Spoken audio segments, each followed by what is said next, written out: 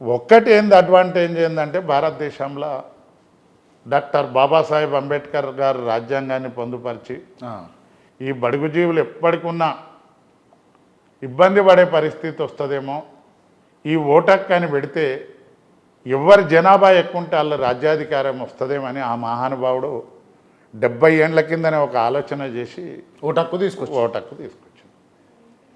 ఓటక్కు ఎసుంటిదంటే ఇవాళ ఈ వృత్తులు కానీ ఈ కులాలు కానీ ఈ ప్రభుత్వం మీద పోరాటం చేసిన నక్సలిజం AK-47 బట్టి చేసిన నక్సలిజం కన్నా కూడా ఓటక్కు గొప్పది.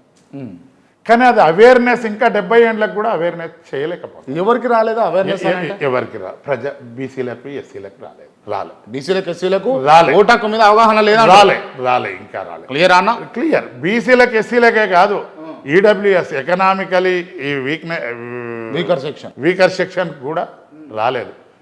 ఇవాళ ఏదో ఒక రెడ్లే పరిపాలన చేస్తుర్రు, ఒక వెలమలే చేస్తుర్రు, ఒక కమ్మలే చేస్తుర్రు అంటే ఈ రాష్ట్రంలో రెడ్లు లక్షలాది మంది ఉన్నారు.